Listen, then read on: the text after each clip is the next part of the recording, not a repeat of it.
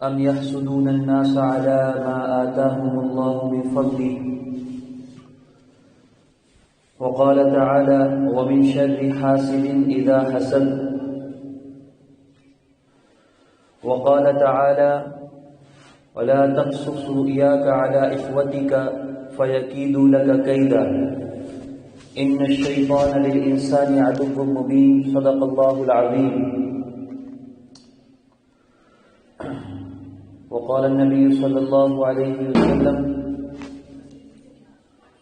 إياكم والحسد أو كما قال عليه الصلاة والسلام.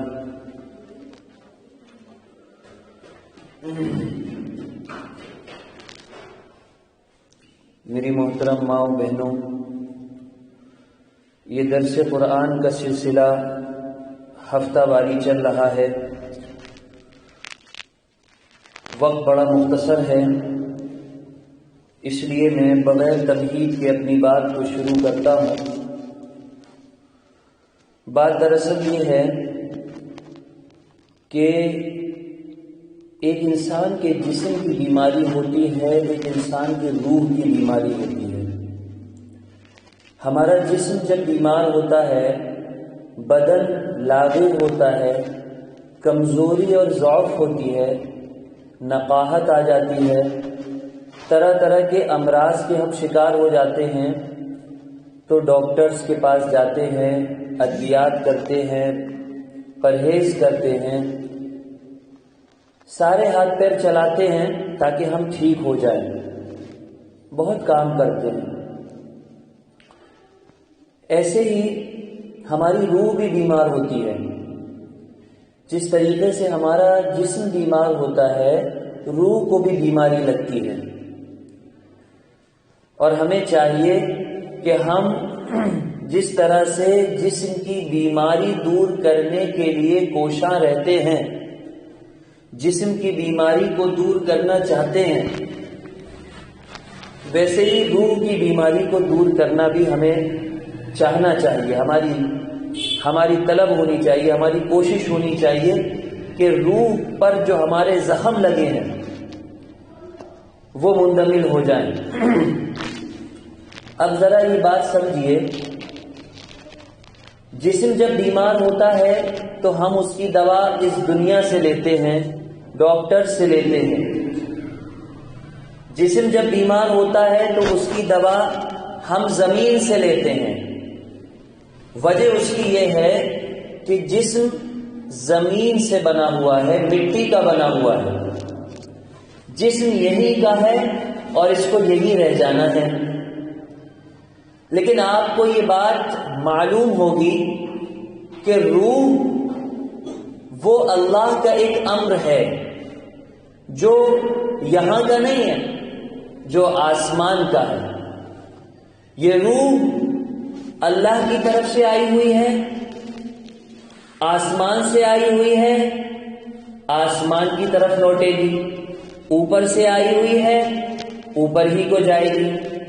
تو اب سوال یہ پیدا ہوتا ہے کہ جسم جب بیمار ہوتا ہے ہم اس کی دوا بھی یہی سے کرتے ہیں، اور جب روح بیمار ہو تو اس کی دوا ہم کیسے کریں؟ اس کا جواب یہ ہے کہ جب روح بیمار ہوتی ہے تو اس کا علاج بھی آسمان سے ہی اترتا ہے، اس کا علاج بھی اللہ ہی کے پاس ہے. جب اس کو اللہ ہی کی طرف جانا ہے تو اس کا علاج بھی اللہ اور اس کے رسول نے بتایا ہے. جب بھی ہماری روح بیمار ہو جائے، اور علاج کیا ہے اس کا؟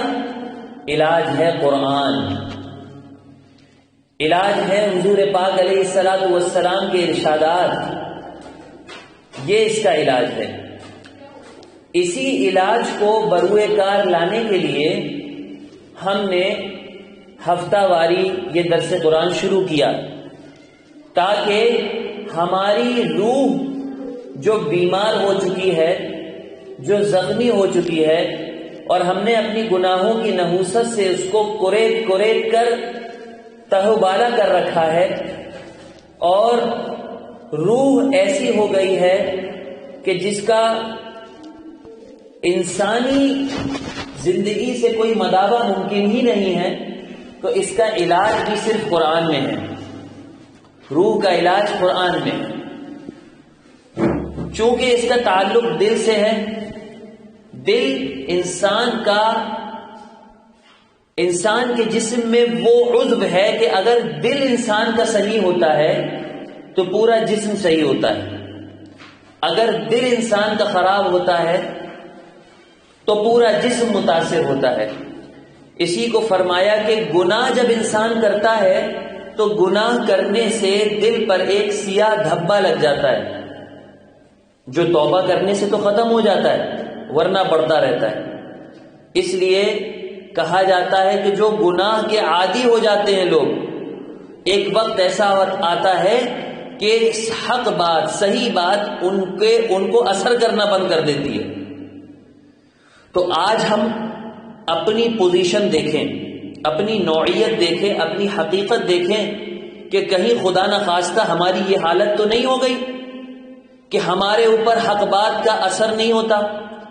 ابھی بھی یقیناً آپ ماں بہنیں دینی مجلس سے آ رہی ہیں، اور اب پھر ایک دینی مجلس شروع ہو رہی ہے جو درس قرآن کے عنوان سے ہے، جو باضابطہ کئی ہفتوں سے اللہ کے فضل سے چل رہی ہے، شروع ہوئی ہے۔ تو کہیں ایسا تو نہیں کہ یہ جو مجالس ہیں یہ صرف کانوں کی عیاشی کا ایک سامہ بن چکی ہیں؟ کیا یہ جو مجالس ہیں صرف ہم اس لیے سن رہے ہیں کہ اچھا لگتا ہے؟ اگر ایسا ہے تو ہمیں اپنی نیت کی اصلاح کرنی ہوگی، ہمیں یہ سوچنا ہوگا کہ ہم ایک بات بھی جو سن رہے ہیں وہ عمل کی نیت سے سن رہے ہیں۔ خیر، آج کا میرا جو عنوان ہے وہ ہے حسد۔ چونکہ یہ روح کی بیماری ہے، دل کی ایک بیماری ہے حسد۔ حسد کہتے کسے ہیں اس کو پہلے سمجھنا چاہیے۔ حسد کہتے ہیں کسی انسان کے پاس کسی نعمت کو دیکھنا اور اس نعمت کو چھن جانے کا اپنے اندر ایک داعیہ پیدا کرنا، ایک یہ سوچنا کہ اس کے پاس سے یہ نعمت چلی جائے، مجھے حاصل ہو یا نہ ہو، اس کو حسد کہا جاتا ہے۔ حدیث شریف میں اس کی بڑی مذمت آئی ہے۔ حسد کے لغوی معنی کسی دوسرے شخص پر ہونے والی نعمت یا اس شخص میں موجود خوبی یا اس کی کامیابی کا زوال چاہنا یا اس کے نقصان کے درپے ہونا۔ اس وجہ سے اللہ تعالیٰ اپنے پاک کلام میں مومنین کو تلقین فرماتا ہے کہ تم اللہ کی پناہ مانگو ان لوگوں کے شر سے جو حسد کرتے ہیں۔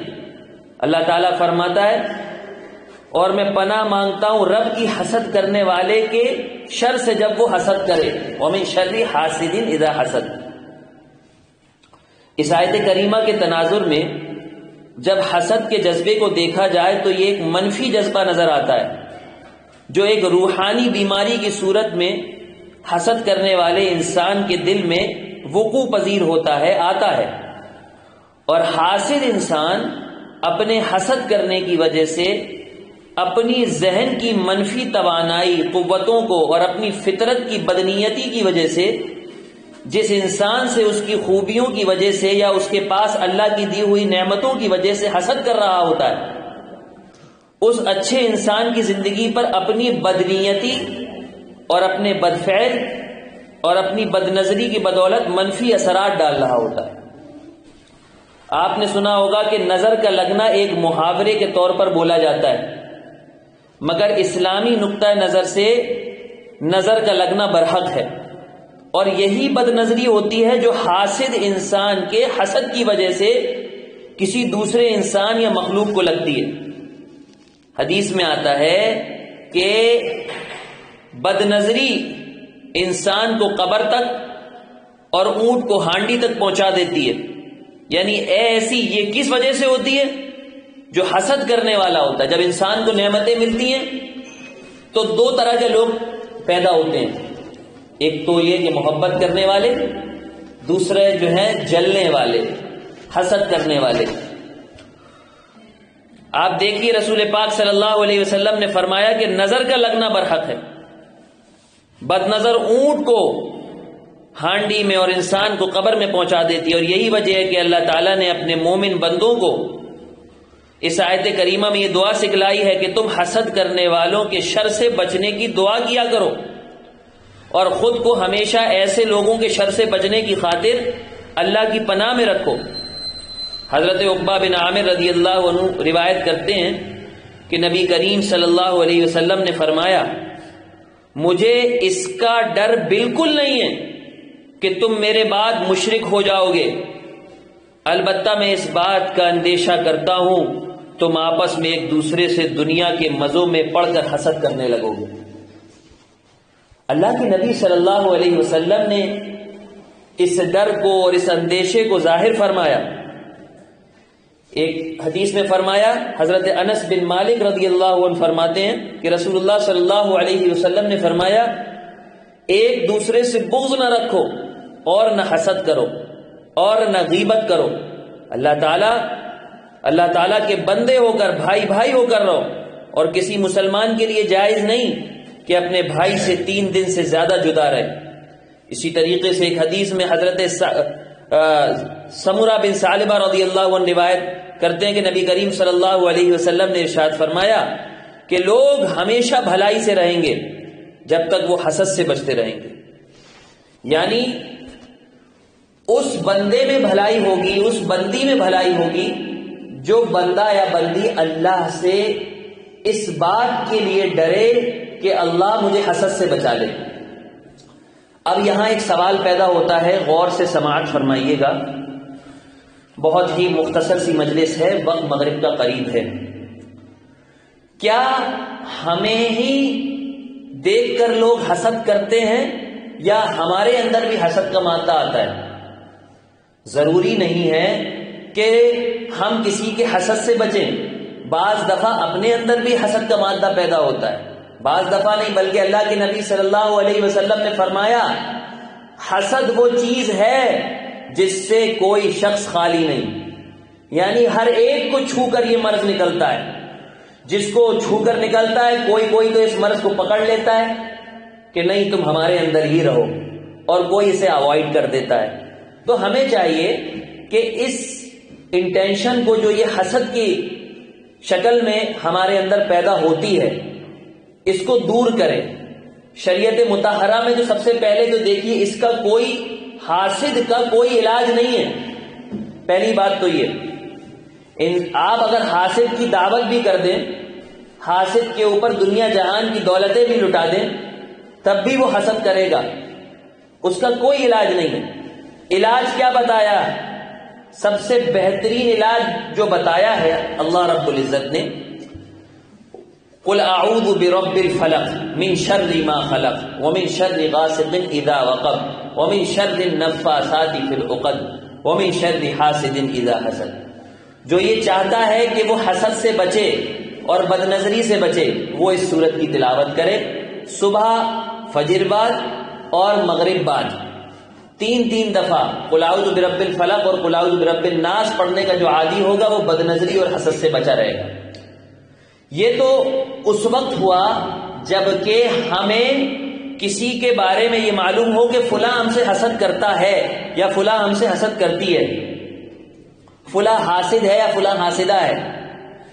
لیکن اپنے اندر جو حسد پیدا ہو رہا ہے اس کا کیسے علاج کیا جائے؟ کہتے ہیں کسی شاعر نے کہا، غیر کی آنکھ کا تنکا تو تجھے آتا ہے نظر، غیر کی آنکھ کا تنکا تو تجھے آتا ہے نظر، دیکھ غافل کبھی اپنی آنکھ کا شہتیر بھی. یعنی کبھی اپنی گریبان میں بھی جھانک، تو یہ سمجھتا ہے کیا تجھے ہی دیکھ کر سب حسد کرتے ہیں؟ تو کسی سے حسد نہیں کرتا. اللہ کے نبی کے فرمان پر اگر نظر کی جائے تو ہر انسان کسی نہ کسی سے حسد کرتا ہے. اللہ کے نبی صلی اللہ علیہ وسلم سے صحابہ نے دریافت کیا، اے اللہ کے نبی، جب حسد سب کے اندر آتی ہے تو اس کو دور کرا کیسے جائے، اس سے کیسے بچا جائے؟ پیارے آقا صلی اللہ علیہ وسلم نے فرمایا کہ حسد تو آتی ہے دل میں لیکن اس کو ظاہر نہ کیا جائے. اب اس کا کیا مطلب ہوا؟ اس کو غور سے سمجھیے گا ورنہ بات سمجھ میں نہیں آئے گی.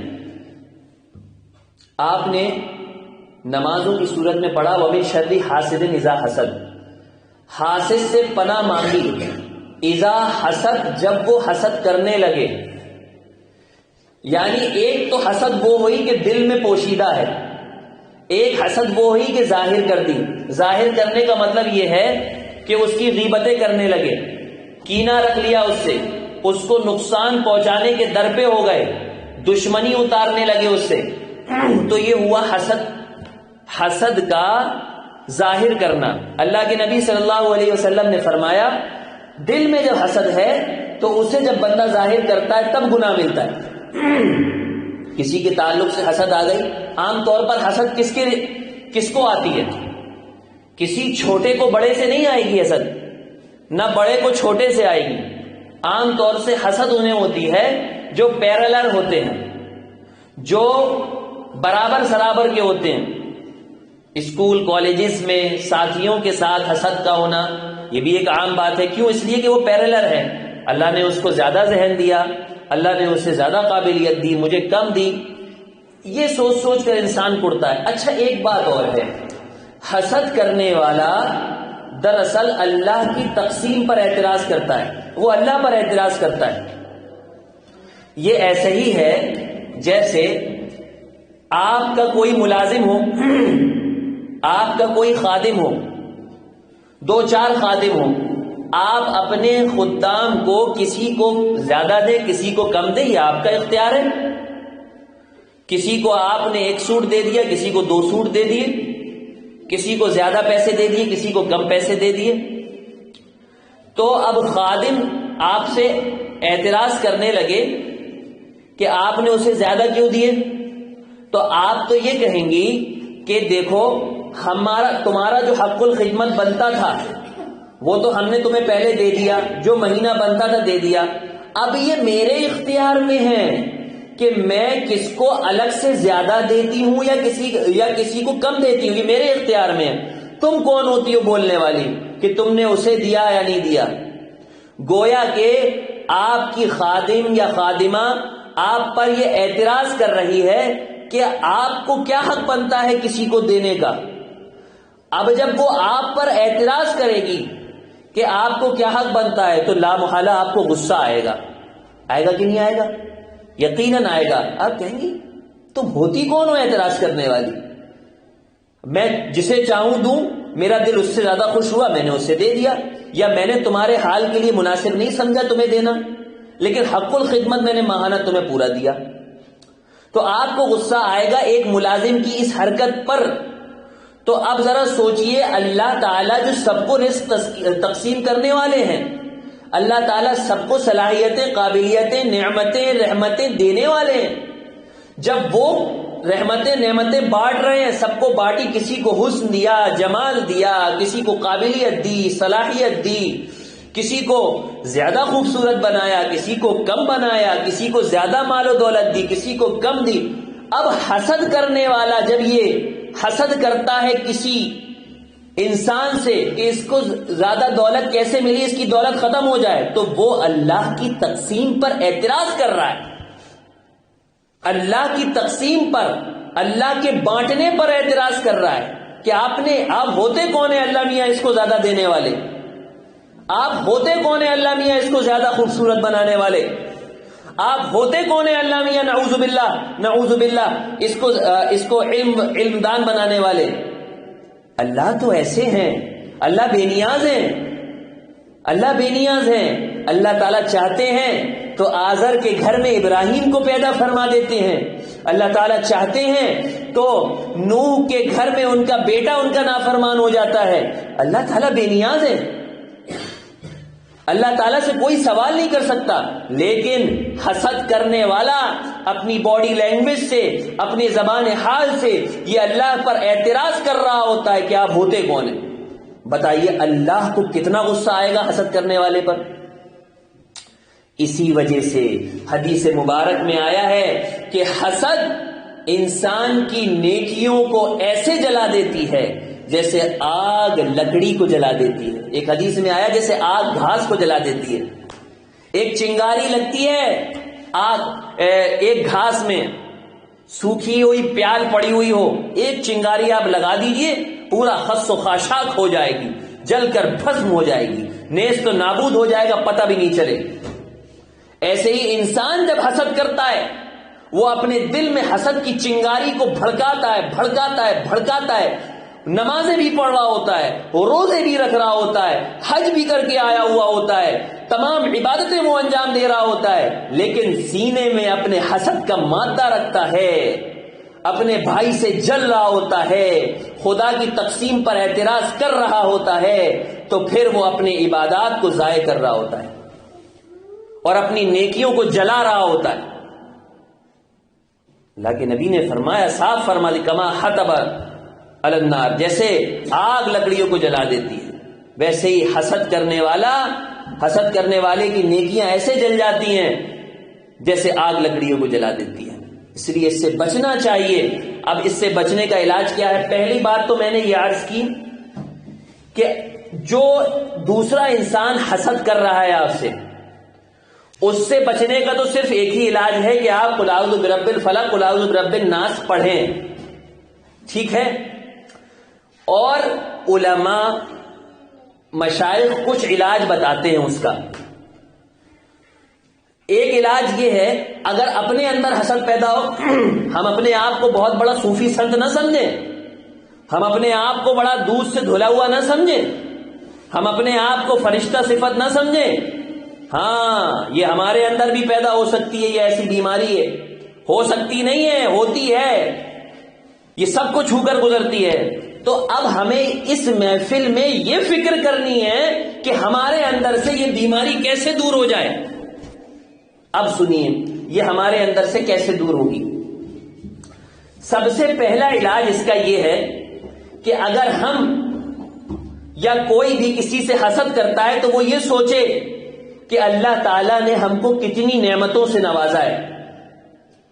जैसा कि एक साहब बीमार थे, एक अल्लाह वाले बीमार थे, उनके पास कोई शख्स गया और कहने लगा, हजरत क्या हो गया, बड़ा बुखार चढ़ा हुआ है आपको, कैसी तबीयत है आपकी हजरत? वो कहने लगे, अल्हम्दुलिल्लाह मेरी आंख ठीक है, अल्हम्दुलिल्लाह सूंघने की कुव्वत भी ठीक है, अल्लाह का शुक्र है मेरे कान सलामत हैं, मुझे सुनाई दे रहा है, अल्हम्दुलिल्लाह मेरे कदम भी ठीक हैं, अल्लाह का फजल है, मेरे पेट में भी दर्द नहीं है, मेरे सर में भी दर्द नहीं है, मैं सर से पांव तक ठीक हूं। हां, अलबत्ता इतना है कि बस हल्का फुल्का बुखार चढ़ा हुआ है।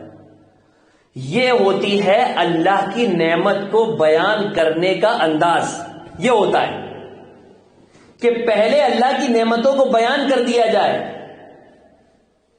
हमने अपने बुजुर्गों से सुना है, देखा है, डॉक्टर को भी अगर अपना हाल बता रहे होते हैं तो इस अंदाज से, अल्लाह का शुक्र है, वैसे तो मैं बहुत अच्छा हूं, ठीक हूं, उस मालिक का एहसान है, बस देखिएगा डॉक्टर साहब थोड़ा सा जो है बुखार चढ़ाया, रात को नींद नहीं आई, बस।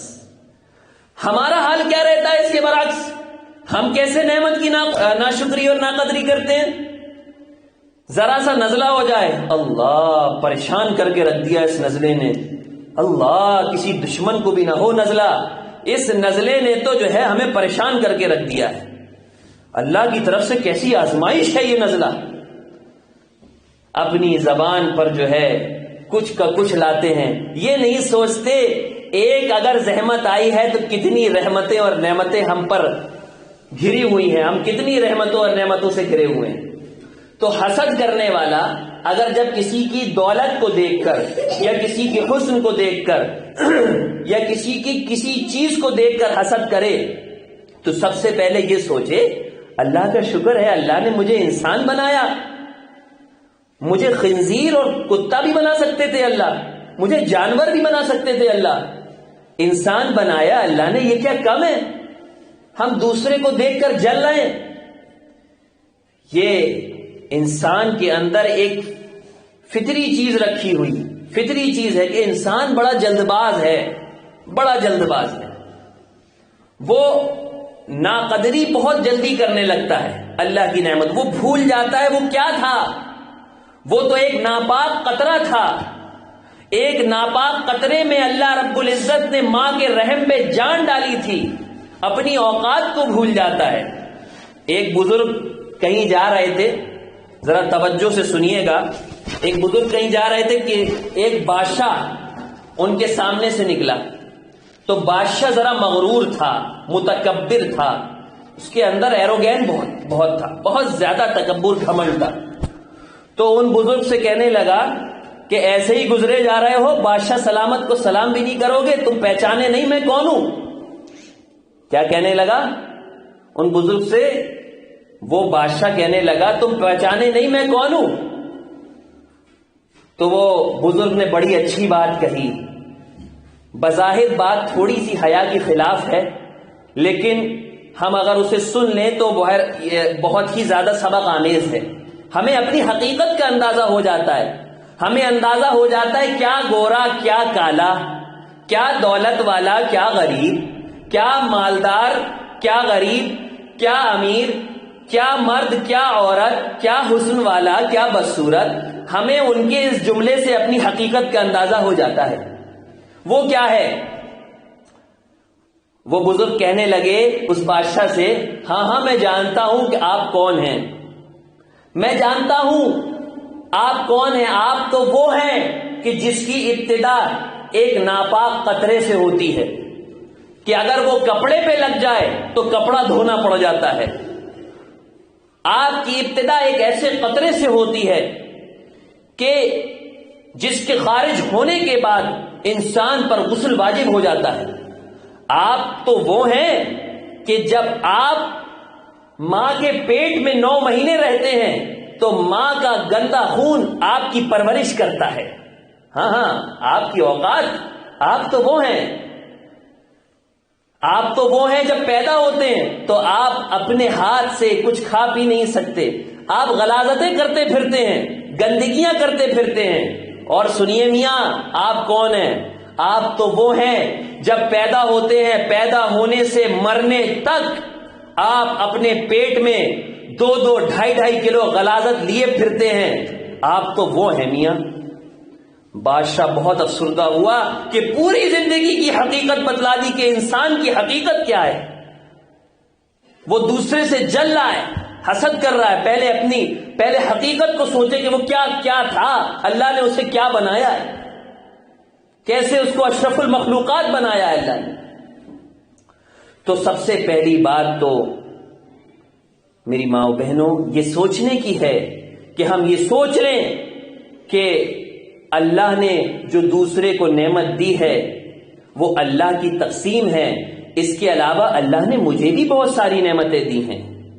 کیا پتا کسی کو مال و دولت کی نعمت نصیب ہے تو آپ کو کسی اور چیز کی دولت رزق کے طور پر اللہ تعالیٰ نے دیا ہے. ہم یہ سمجھتے ہیں رزق صرف دولت ہے. نہیں، رزق تو مال و دولت بھی ہے، صالح اولاد بھی ہے، انسان کا حسن بھی ہے، انسان کے اندر جو صلاحیتیں ہیں وہ بھی رزق ہے. ہر چیز رزق ہے. تو ہم یہ دیکھیں ہمیں کس شکل میں اللہ نے رزق دیا ہے. شکلیں بدلی ہوئی ہے، رزق کی شکلیں بدلی ہوئی ہیں، بس باقی سب برابر ہیں. اچھا، حسد کرنے والے کا معاملہ ہوتا کیسا ہے؟ بات کو بس سمیٹ رہا ہوں، بات بہت بس ختم ہونے والی ہے، مغرب کا وقت شروع ہوا چاہتا ہے. ایک میں واقعہ آپ کو سناتا ہوں حسد اور کینے کے تعلق سے. بچے بیٹھے ہوئے ہیں، بہت غور سے سنیں. وہ واقعہ ایک یوں ہے، حضرت مولانا پیر ذوالفقار احمد نقشبندی حفظہ اللہ نے اپنی کتاب میں لکھا ہے کہ ایک شخص تھا، وہ اس کے یہاں بڑی غربت تھی. وہ اپنے گھر سے نکل کر پہاڑوں میں جا بسا. بہت غور سے سنیے گا. پہاڑوں میں بسنے کے بعد ایک غار میں بیٹھ گیا اور ایک غار میں بیٹھ کر اللہ اللہ کی ضربیں لگانے لگا اور اللہ کو یاد کرنے لگا. اور کئی سال تک اس نے اللہ کی عبادت اس پہاڑ کے غار میں کی. جب اس نے خوب عبادت کی تو ایک دن غیب سے ندا آئی، اے شخص، تمہاری عبادتیں مجھے قبول ہوئیں، تمہاری عبادتیں مقبول کی، میں نے تمہیں مقبول کیا، یہ بتاؤ کیا مانگتے ہو. تو اس نے کہا کہ اے میرے اللہ، میں اور تو کچھ نہیں مانگتا، بس اتنا مانگتا ہوں کہ 2 وقت کی روٹی مجھے مل جائے، تیرا دیا کھاتا رہوں گا، تیرے گن گاتا رہوں گا۔ تیرا دیا کھاتا رہوں گا اور تیرے گن گاتا رہوں گا۔ ٹھیک ہے بھائی، روزی کا بندوبست ہو گیا، غیب سے روزی آ جاتی، وہ شخص کھا لیتا۔ ایک دن اس نے سوچا کہ چلو اب گھر کا رخ کرتا ہوں، کافی ٹائم سے عبادت کر لی، اللہ کا قرب حاصل کر لیا یکسو ہو کر۔ اب وہ اپنے گھر کا رخ کیا، اس نے گھر پہنچا۔ اب گھر میں بھی وہ نعمتیں جو مل رہی تھی پہاڑ پر غار میں، اسے وہ نعمتیں اسے برابر مل رہی۔ غیب سے کھانا آ جاتا۔ اب جو ان کی صحتیں ڈاؤن تھی ماشاءاللہ اچھی ہونا شروع ہو گئی، چہرے پر لالی آنا شروع ہو گئی، چہرہ حشاش بشاش ہونا شروع ہو گیا، صحتیں اچھی ہونا شروع ہو گئی۔ اب جو ہمسایہ پڑوسی تھا وہ دیکھ رہا تھا یہ سب، ارے یہ تو بڑے اہرے غیرے نتھو خیرے تھے، ان کے پاس تو 2 وقت کی روٹی نہیں تھی، چٹنی روٹی کھاتے تھے، آج بڑے تندرست ہو رہے ہیں، توانا ہو رہے ہیں، بڑے چہرے سے ان کے آثار اچھے اچھے نظر آ رہے ہیں۔ کیا ہو گیا؟ اس پڑوسی نے اس عبادت گزار سے جس کو اللہ کی نعمتیں مل رہی تھی پوچھا جا کے، بھائی کیا بات ہے، آپ کو اتنی نعمتیں مل رہی ہیں، اس کا راز کیا ہے؟ پہلے تو انہوں نے بہت منع کیا، نہیں کوئی بات نہیں، بس اللہ کا انعام، بس کوئی بات نہیں بتائیے تو صحیح کیا بات ہے۔ بہرحال ان کا اصرار بڑھتا رہا، ان کا یہاں انکار بڑھتا رہا، لیکن بہرحال آخر میں انہوں نے بتا دیا کہ بھائی ایسی بات ہے کہ میں کچھ عرصے پہلے پہاڑ پہ گیا اور غار پہ اللہ کی عبادت کرنا شروع کی اور اللہ کو خوب یاد کیا، اس کی خوب عبادت کی، تو اللہ نے یہ انعام کے طور پر 2 وقت کی روٹی کا انتظام غیب سے ہمارے لیے کیا ہے، اور یہ جو روٹی ہے ہمارے گھر والے سب کھا لیتے ہیں اور سب سے شکم شیر ہو جاتے ہیں اور سب کی صحتیں اس سے اچھی ہو رہی ہیں، کیونکہ یہ اللہ کی طرف سے۔ اب جب اس نے یہ سنا، پڑوسی نے جب یہ سنا تو اس نے کہا اچھا ٹھیک ہے، میں بھی پہاڑ پر جاؤں گا۔ اب وہ پہاڑ پر چلا گیا۔ غور سے سنیے گا، میں آپ کو مثال دینا چاہ رہا ہوں کہ حسد کہتے کسے ہیں، کینہ کہتے کسے ہیں۔ اب وہ بھی پہاڑ پر چلا گیا، خوب عبادت کری، اللہ کو خوب یاد کیا۔ خوب یاد کرنے کے بعد ایک عرصہ جب اس نے عبادت کر لی تو اللہ کی طرف سے غیب سے یہ ندا آئی، میرے بندے مانگ کیا مانگتا ہے، مانگ کیا مانگتا ہے، میں نے تیری عبادتیں دیکھ لی، مانگ کیا مانگتا ہے۔ تو اب وہ پڑوسی ہمسایہ کیا دعا مانگ رہا ہے، اسے سنیے گا۔ وہ پڑوسی کہنے لگا، میرے اللہ، میں آپ سے اور تو کچھ نہیں مانگتا، اتنا ضرور مانگتا ہوں میرے پڑوسی کو جو ہانڈیاں مل رہی ہے وہ بند ہو جائے، بس میرے پڑوسی کو، میرے ہمسائے کو، میرے بھائی کو جو ہانڈیاں مل رہی ہے وہ بند ہو جائے۔ بتائیے اتنی عبادتیں، اتنی ریاضتیں اس نے کی، وہ دعا مانگتا، اپنے لیے مانگتا، لیکن وہ پڑوسی کے بربادی کے لیے دعا مانگ رہا ہے۔ تو حاسد کی مثال بھی ایسے ہی ہے۔ حاسد کی مثال کیسی ہے بھائی؟ ہمیں حاصل ہو یا نہ ہو وہ نعمت، لیکن سامنے والے کے پاس سے چلی جائے، ختم ہو جائے۔ یہ حسد کا باب بڑا مفصل ہے، وقت بڑا مختصر ہے، اس لیے میں اپنی بات کو سمیٹ رہا ہوں۔ دیکھیے، ایک ہوتا ہے حسد، ایک ہوتا ہے رشک۔ وہ کسی نے کہا ایک زمانے میں کسی کے کوبڑا نکلا ہوا تھا، پیٹ میں کوبڑا نکل جاتا ہے نا، تو اس سے کہا کسی نے کہ تم اپنے کوبڑا ختم کرنے کے لیے کیا دعا مانگو گے؟ تو اس نے کہا میں تو یہ دعا مانگوں گا کہ اے اللہ، یہ ایسا کوبڑا جتنے لوگ ہیں سب کے ہو جائے، سب کے ہو جائے۔ تو حاسد کا معاملہ بھی ایسے ہی ہوتا ہے، اپنی پریشانی سب پر مسلط کرتا ہے اور دوسروں کی نعمت چھیننا چاہتا ہے۔ یہ حاسد کی مثال ہے۔ تو اللہ کے نبی صلی اللہ علیہ وسلم نے اس سے بچنے کی بڑی تاکید فرمائی ہے، اور اس کا علاج یہ ہے کہ جب اپنے اندر یہ حسد کا مادہ پیدا ہو جائے تو سب سے پہلے یہ کہ جس کے لیے پیدا ہوا ہے حسد، ظاہر ہے کہ جو برابر سرابر کے ہوتے ہیں ان میں زیادہ ہوتا ہے۔ خواتین میں کیسا حسد ہوتا ہے؟ وہ بھی عجیب ٹائپ کا حسد ہوتا ہے۔ وہ آج بڑا سوٹ بہت زبردست پہنی ہوئی تھی، میرے جیسے سوٹ پہنی ہوئی تھی. اگر ایک جیسے سوٹ ہو گئے تو اس محفل میں ان خواتین کا رہنا مشکل ہے. اس طریقے کے حسد ہوتے ہیں, ایک دوسرے کی چیزوں کو دیکھ کر جلنا. تو ایک ہوتا ہے حسد, اس سے کیسے بچا جائے, یہ شریعت نے اس کا ایک علاج بتایا. جس سے حسد ہے آپ کو, تو اس کا پہلا علاج یہ ہے کہ اس کو خوب سلام کرو. مثال کے طور پر کسی بہن سے حسد ہو گیا, آ گیا دل میں, آپ کے دل میں آیا نا, اللہ ہی جانتے اور آپ جانتی ہیں, تو کیا کریں, اس بہن کو سلام کریں. ایک بزرگ تھے, بڑا اچھا واقعہ یاد آیا. ایک بزرگ تھے, ان کی بڑی کوئی برائی کرتا تو پھر جو ہے ان کو پتا چلتا کہ فلاں نے آپ کی برائی کری ہے, فلاں نے آپ کی برائی کری ہے, تو وہ بزرگ برائی کرنے والے کو مٹھائی بھجوایا کرتے تھے. کیا بھجوایا کرتے تھے بھائی؟ مٹھائی بھجوایا کرتے تھے. کسی نے پوچھا کہ حضرت وہ آپ کی برائی کرتا ہے اور آپ مٹھائی بھجواتے ہیں اسے. تو وہ فرمانے لگے کہ دراصل بات یہ ہے, میں جو کچھ اسے پیش کرتا ہوں وہ تو بہت تھوڑا ہے, لیکن جو کچھ وہ مجھے پیش کرتا ہے وہ بہت زیادہ ہے. حسد کرنے والا دراصل اپنی نیکیوں کو حسد کرنے والے, جس سے حسد کر رہا ہے اس کے اوپر ڈال دیتا ہے, اس کو دے دیتا ہے, اور اس کے گناہ اپنے اوپر لے لیتا ہے.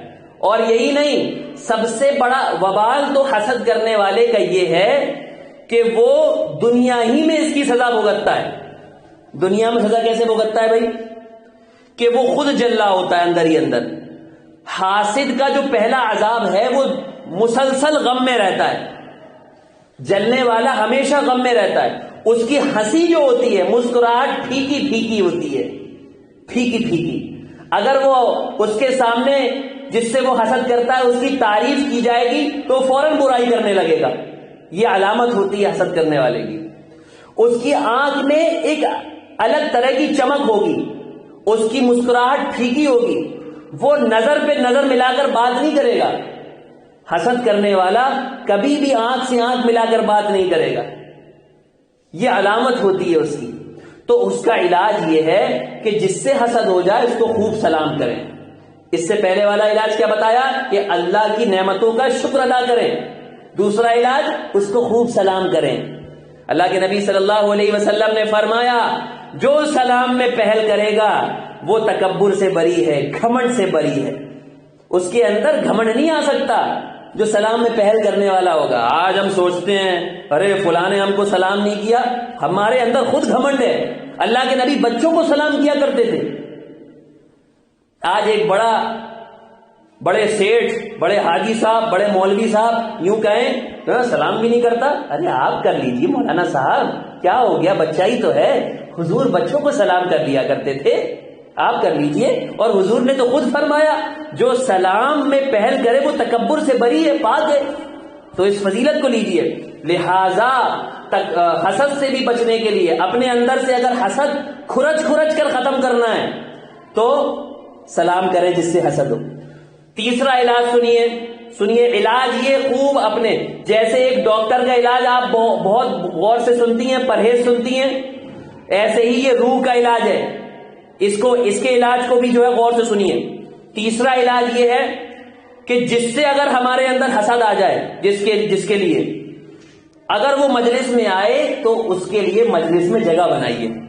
آئیے تشریف لائیے, بہن آئیے تشریف رکھیے. تو اس کے ذریعے سے, اس محبت کے ذریعے سے اللہ تعالیٰ وہ حسد کا جو مادہ ہے وہ ختم ہمارے اندر سے فرما دیں گے. تین باتیں ہو گئی, 3 علاج ہو گئے. چوتھا علاج اور سنیے. چوتھا علاج اپنے اندر سے حسد ختم کرنے کا یہ ہے کہ جس سے حسد ہو جائے اس کے لیے دعا کریے. کائے کے لیے حسد ہوئی؟ اللہ آپ نے اسے گاڑی دے دی, اللہ آپ نے اسے گاڑی دے دی. اس معاملے میں حسد ہوئی, فوراً دعا کے لیے ہاتھ اٹھائیں. اللہ آپ نے اسے بڑا اچھا سا سوٹ دیا, اللہ بڑا اچھا گھر دیا, اللہ بڑا اچھا شوہر دیا, اللہ بڑی اچھی زندگی دی, بڑی اچھی لائف اسٹائل ہے اس کی, اللہ مجھے بھی اچھی دے دیے. اس طریقے سے اس کے لیے دعا کریے اللہ اسے اور اچھی دے دے.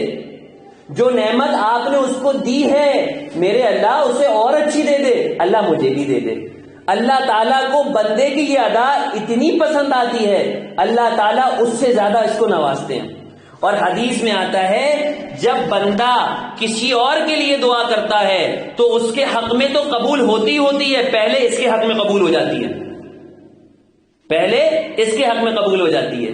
اس لیے دوسروں کے لیے بھی دعا کرنا چاہیے تاکہ اللہ تعالیٰ بھی یہ دیکھیں کہ دیکھو میرا بندہ سیلفش نہیں ہے، میرا بندہ خود غرض نہیں ہے، میرا بندہ جو ہے دوسروں کو بھی فکر کرتا ہے. اچھا جب یہ دوسروں کی فکر کرتا ہے، دوسروں کے لیے ہاتھ اٹھاتا ہے میری بارگاہ میں، چلو میں پہلے اس کی حاجت پوری کروں گا. اللہ تعالیٰ اپنے ذمے لازم کر لیتے ہیں اس کی ضرورت پوری کرنا جو دوسروں کے لیے ہاتھ اٹھاتا ہے.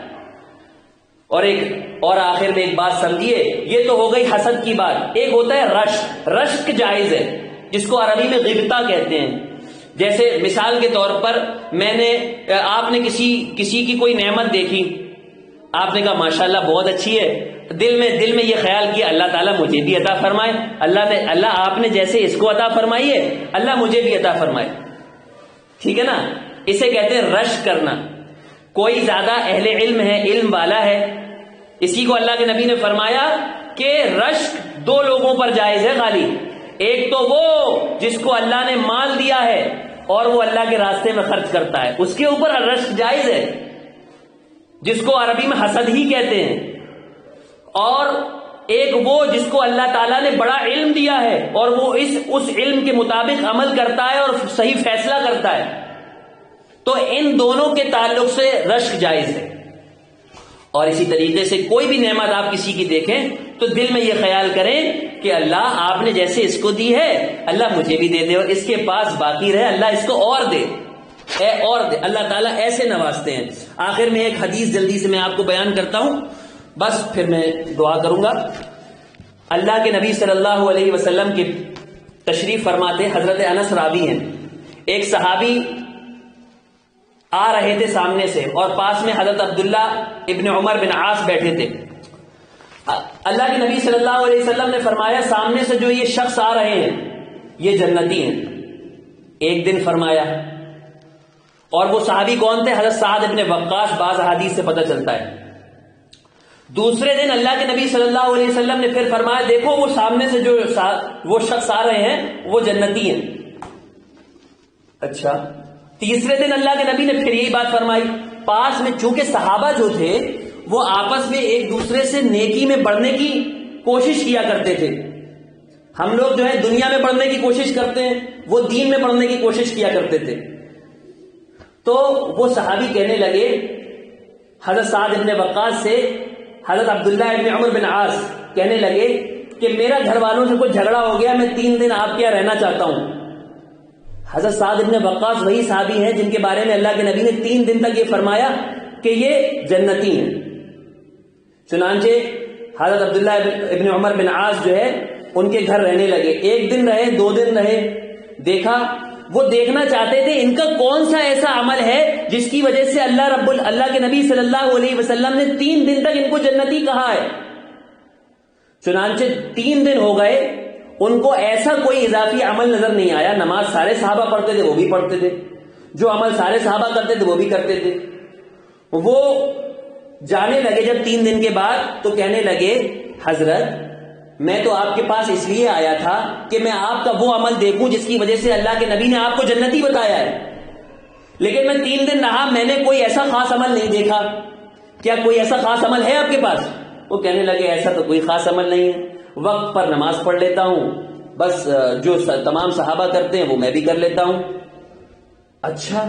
جب وہ جانے لگے حضرت عبداللہ ابن عمر بن عاص تو انہوں نے روکا. اچھا روکو میں بتاتا ہوں میرا خاص عمل کیا ہے. سعد ابن وقاص رضی اللہ عنہ فرماتے ہیں سنیے، دل کے کانوں سے سنیے، بات ختم ہو رہی ہے، سنیے. سعد ابن وقاص فرماتے ہیں کہ دیکھو میرے پاس اور تو کوئی عمل نہیں ہے ایسا، لیکن میں جب رات کو بستر پہ سوتا ہوں تو اپنا سینہ بے کینہ رکھ کر سوتا ہوں. اپنے سینے سے دن بھر جس سے کوئی لڑائی ہوئی ہوتی ہے، بات ہوئی ہوتی ہے، اختلاف ہوا ہوتا ہے، انتشار ہوا ہوتا ہے، بھائی سے کسی قسم کی بات ہوئی ہوتی ہے، اس کو سب صاف کر کے ڈیلیٹ کر کے سوتا ہوں. اپنی زبان میں کہوں تو پھر سوتا ہوں. اور اللہ کے نبی صلی اللہ علیہ وسلم نے فرمایا میں جب رات کو سوتا ہوں تو سینہ کینے سے پاک کر کر سوتا ہوں، اور یہ میری سنت ہے، جو میری سنت پہ عمل کرے گا وہ قیامت کے دن میرے ساتھ ہوگا۔ تو یہ کینہ حسد یہ کیسے آتا ہے؟ یہ ایسے آتا ہے، اور اس کے لیے خوشخبری اللہ کے نبی صلی اللہ علیہ وسلم نے کتنی فرما دی۔ اللہ ہمیں عمل کی توفیق عطا فرمائے، اور خوب یاد رکھیے انسان کو انسان سے کینہ نہیں اچھا، انسان کو انسان سے کینہ نہیں اچھا، جس دل میں ہو کینہ وہ سینہ نہیں اچھا۔ اللہ تعالیٰ ہمیں جس طریقے سے جسمانی امراض سے بھی بچائے اور روحانی امراض سے بھی بچائے، اور یاد رکھیے جسم کی غذا زمین سے ملتی ہے اور روح کی غذا آسمان سے ملتی ہے، اور آسمان کی غذا کو دینے کے لیے ہی درس قرآن کا سلسلہ شروع ہوا ہے، تاکہ ہماری روح پاک ہو جائے، ہمارے دل پاک ہو جائیں۔ اللہ عمل کی توفیق عطا فرمائے، دعا فرما لیں۔ الحمدللہ رب العالمین والصلاة والسلام علی سید الانبیاء والمرسلین محمد وآلہ وصحبہ اجمعین۔ ربنا آتنا في الدنيا حسنة وفي الآخرة حسنة وقنا عذاب النار وقنا عذاب القبر وقنا عذاب الحشر وقنا عذاب الدين رب اغفر لي